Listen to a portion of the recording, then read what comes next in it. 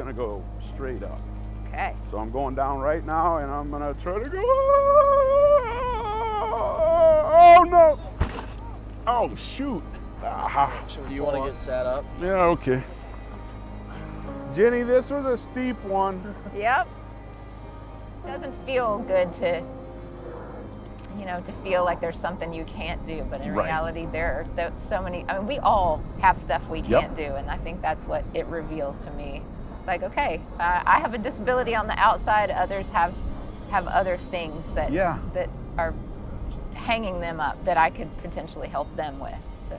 And I hope actually what we're doing right now will help them. Yes. Yep. I really hope that anybody, whether they have a physical disability on the outside or it's something on the inside, they've been taught that you can't show emotions. They've been taught that you can't show weakness. They've been taught that, crying in public is not okay, that you have to have all the answers. That is not true whatsoever. Right. That when you are vulnerable, when you are almost broken, you allow Christ into your heart and you allow him to radiate out through you. Yes. That when you understand that vulnerability isn't actually a bad thing, it may actually be a good thing. Yes.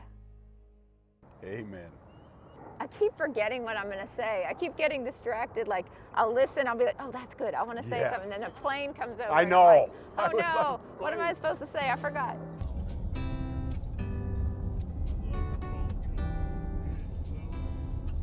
I am Jenny Owens. I am a singer, songwriter, a speaker, an author, and a lover of adventure. I can't actually remember a time where I didn't love music. It was always playing in our house. My parents were always singing songs with me. And when I was 2, an old, upright, out-of-tune piano came to live in our house. Our church was gonna get rid of it, and my parents were like, no, we'll take it. So it lived in the corner of our dining room, and I immediately figured out that I could play all of my favorite songs on it that I was hearing at preschool and at Sunday school. And so I started picking out tunes by ear. I think my mom got tired of hearing the same 5 songs, so I finally went to piano lessons when I was 5. And when I was 7, I started writing songs. And songs really became, for me, a way of journaling. They became a way of kind of sorting out what was going on in the world, what was going on in my life. When I would have a hard day at school, a lot of times I would come and sit at the piano and write about it. And it was really a therapeutic, special experience for me.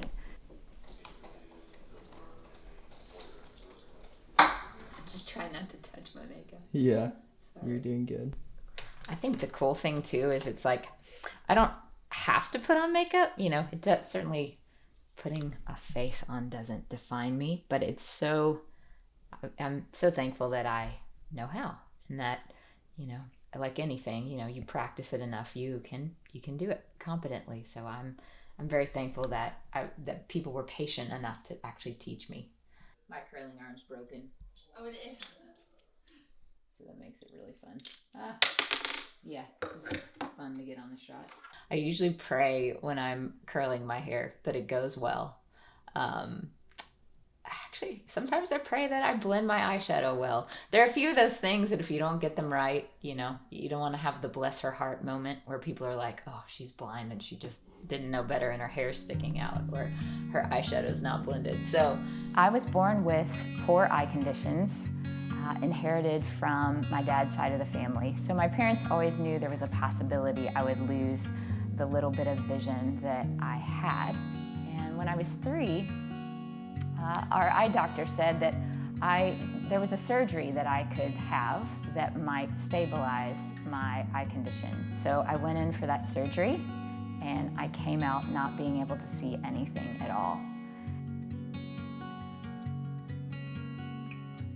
So my mom said I went to bed for a few weeks, kind of took life very carefully, but then I was back outside playing again and climbing trees and riding my bike and scaring our poor neighbors half to death because they just thought I was going to hurt myself. And my mom said, this is the life she's going to have, so she's got to learn how to live it.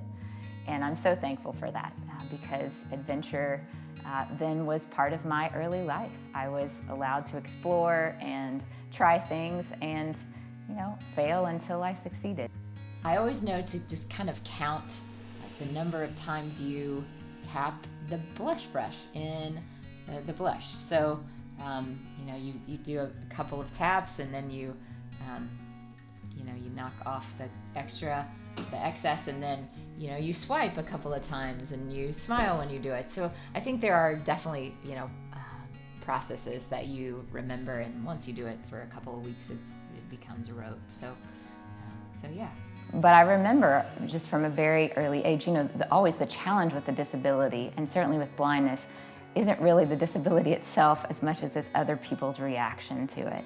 One of the things that I remember early on, I think I was 4, there was a birthday party, and the other kids left me out of, all of their games, all the things they were doing, and my mom was very hurt by it, and, approached the other parents and said, "This isn't fair," And one of them, thinking she was being kind, just said, "You're just gonna have to accept that your daughter is gonna always be different."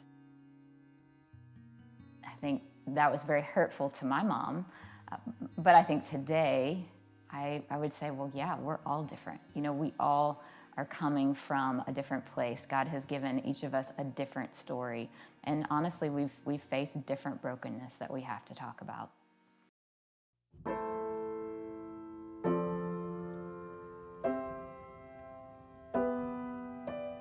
So I grew up loving music and writing songs, and at the end of high school, though, I kind of had this idea that I did not ever want to go into music because it was the stereotype, that blind people only do music. Like, that's all they're capable of doing.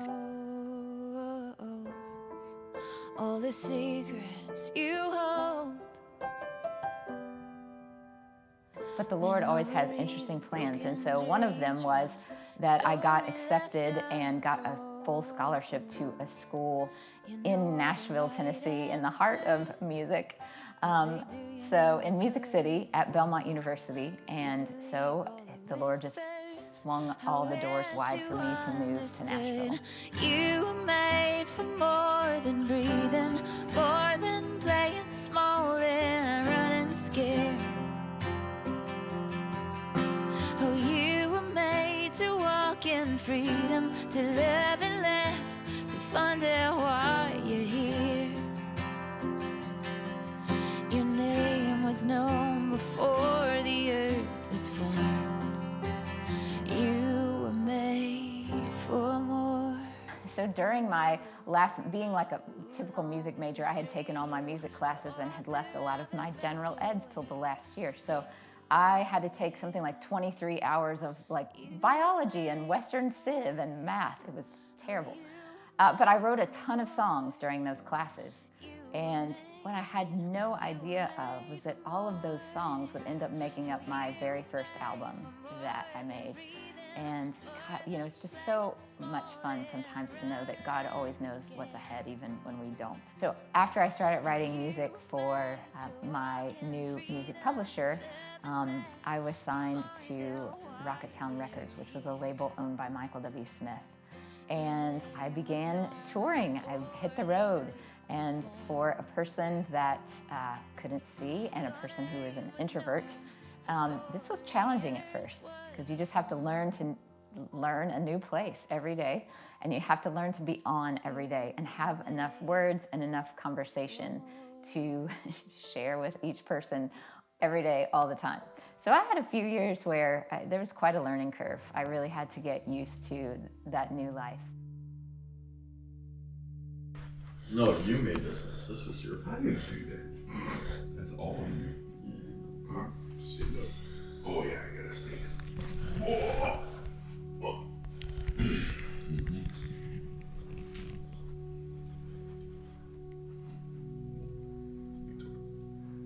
Oh, gotta go towards you. Let go of me.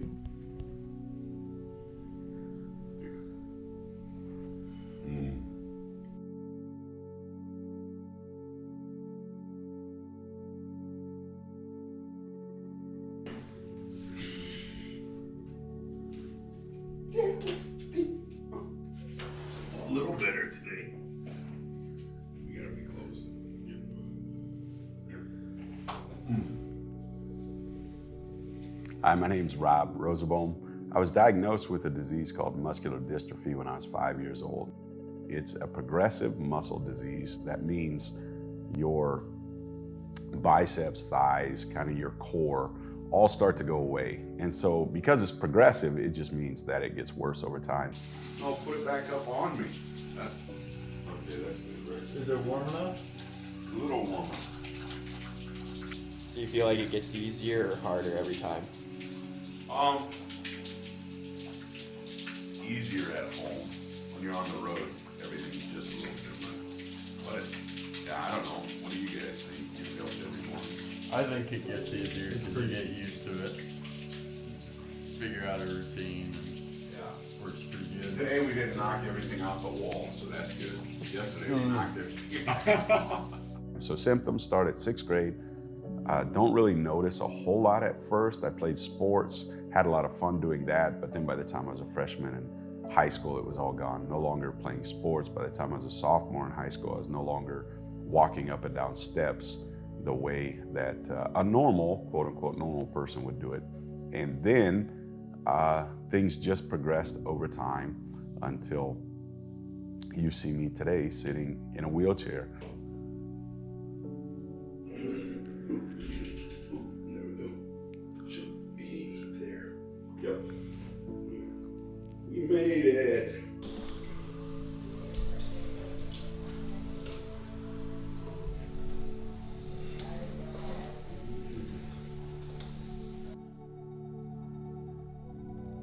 When I was finishing up college, God gave a burning desire in my heart that I wrestled with and didn't want to do to start a ministry. That was back in 2001. It was the last thing I wanted to do. My dad left the farm when I was a little boy and became a pastor, and I sure did not want to go into ministry. But God got a hold of my heart. In 2001, we started a ministry called Rise Ministries. We started where I would travel and speak. Then we started a magazine, we started a radio program that went nationwide, and we launched a music festival in 2005. Today it's called Rise Fest. It's in our hometown of Sheldon, Iowa, and last year God blessed us with 20,000 people.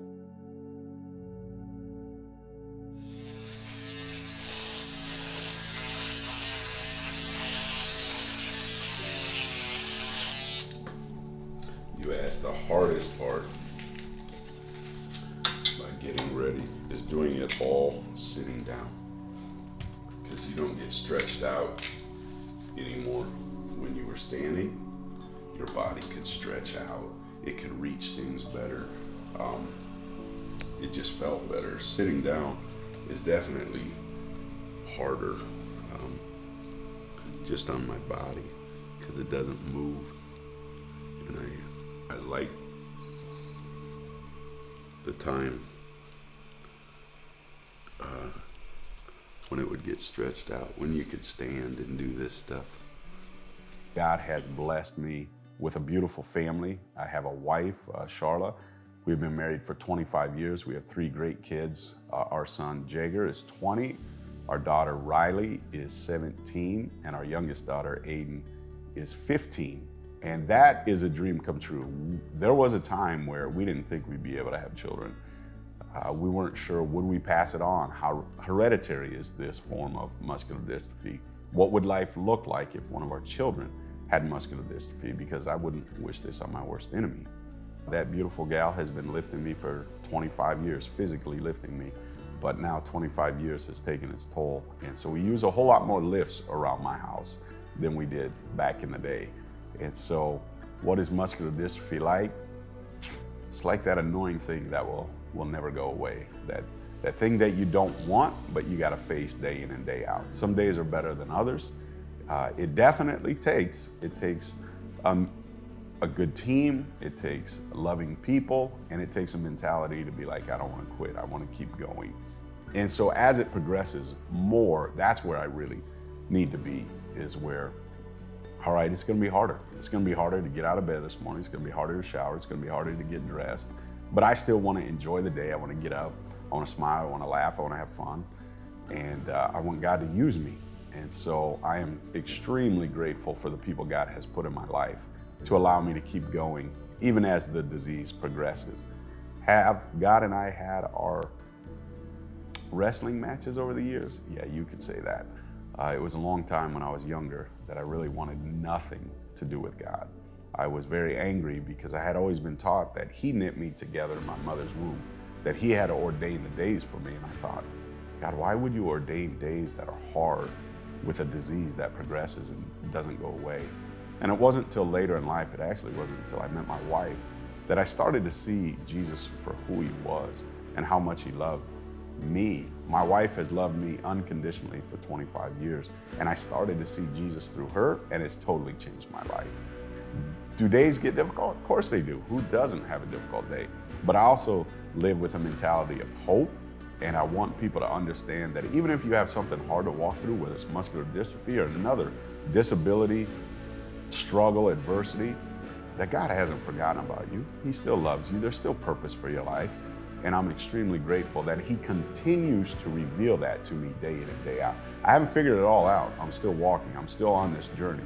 But I know that I'm no longer unseen, forgotten, or unloved, that I am loved, that He does see me and He does have a plan for my life.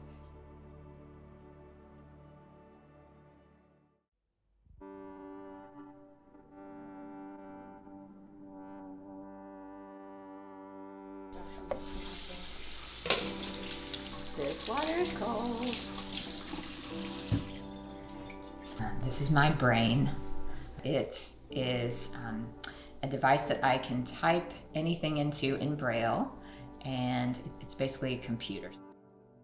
I started learning Braille, I believe, when I was 3, so not very long after the surgery where I lost my sight. It took a little while to learn how to read, as it does any child. But I was one of those kids that once I figured out how to read, it just clicked and I wanted to read everything. I have all my books on here and all my songs, all my set lists for concerts. And so what's very cool is that at the bottom, I can read in Braille and then scroll through with the buttons on the sides. Braille is actually, I think, a very easy code to crack if you can see it. Like, I could teach anyone Braille in probably 5 minutes. These buttons at the top actually type the Braille. So the keys are like 1, 2, 3, 4, 5, 6. There's a space bar in the middle, a backspace key, and an enter key. And then down here, we have the scroll button. So if I want to read what I've typed, I can feel the bottom, the Braille display is what we call it, and scroll through and read everything under my fingers. At the tone, please record your message. When you have finished recording, you may hang up or press 1 for more options.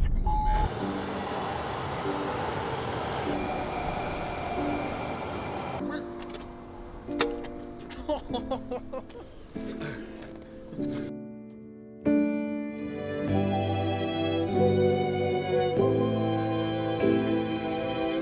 Don't worry about me. You can't sit.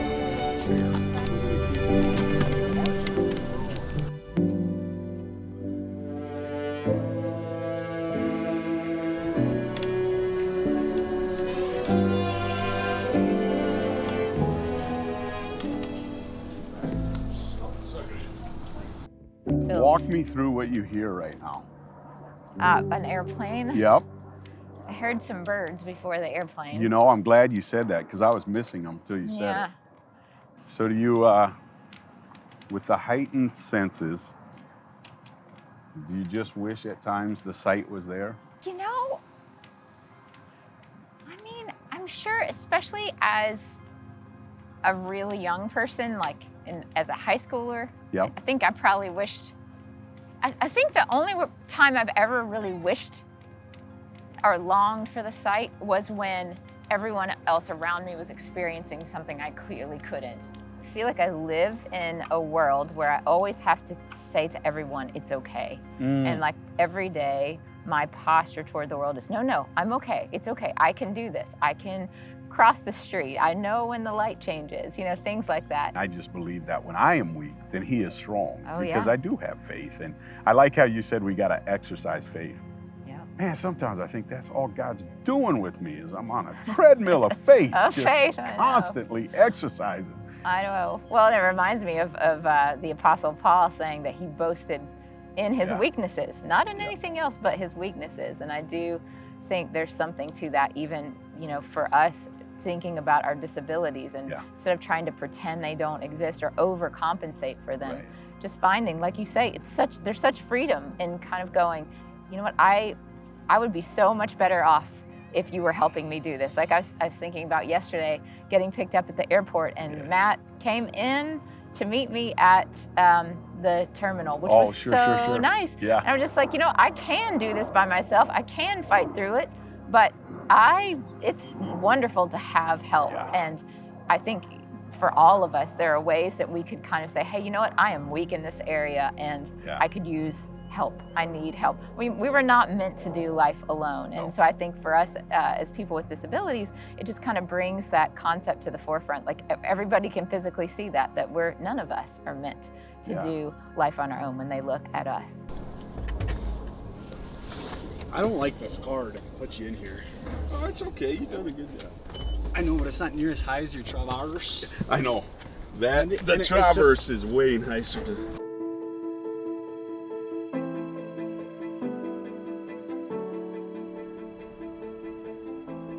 Paul says, our suffering is comforted by the great comforter, and he's given us that suffering, and he's given us his comfort so that we can comfort other people, so that we can love on them, so that we can have that depth in our hearts and our spirits, that we can go alongside someone who else is suffering.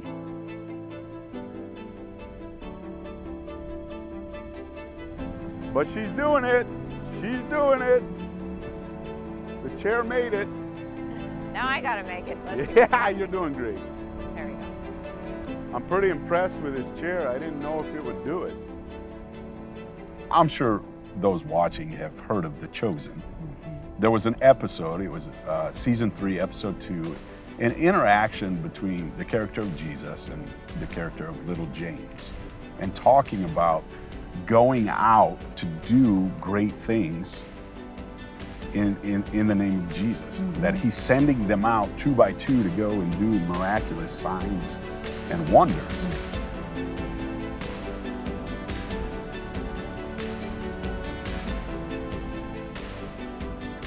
It was just a perspective I had never thought of. I always thought of healing and the goodness of God, and that, yeah, he wants us to be healed, or that's what I've heard and I've wrestled with. Does he want me to be? Does he not?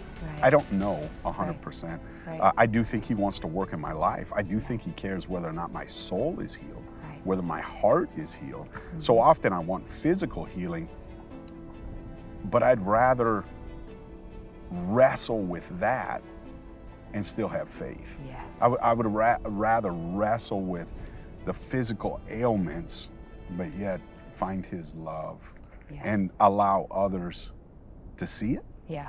and to experience it. I mean, we just walked this trail in this desert, and I had all the confidence in the world. I was so excited. I was explaining the trail. Next thing I know, I go up a hill, it's a steep hill, and I didn't think my chair would tip over. And the next thing I know, I'm laying on my back, And in that moment, it's like, God, Yeah. what? Yeah. Why? But then it's not moments later that you have help. Right. It's not moments later that somebody comes in and takes care of you. Well, we're getting it for real this time, boys and girls. Ow! Grab his legs. Ready? 3, 2, 1. I don't really have his arm. I don't know. Nobody does. Oh, I'm good. I didn't think that thing would flip over backwards. Up one more time. To the seat. Hold on. We don't have a grip. Oh, and it's still on. Now it's off. Okay. When I think about being in the desert, when I think about a trail, when I think about a mountain behind me or a hill, I think of Calvary. I think of where Jesus carried his cross, so that, he was hung on it, so that you and I may find life and may find hope and may find grace and restoration and meaning. And so in these moments when I'm in this desert and I see these little rocks and these little pebbles around me, I think to myself, those little pebbles can get so big so fast. There's actually some boulders right in front of us, and If you look at them and you just stare at them, it's like, I can't get through that. I can't go around that. But yet, if you just take your perspective off it for a moment, there's a trail over here. And all of a sudden, the little pebbles aren't so big. And if they are a little big, then somebody comes. Jesus provides somebody to come and help you move along as you walk this thing called life. And when I saw that, when that was shared with me, Jesus interacting with little James asking, Jesus, how can I go out to heal on your behalf when you won't even heal me?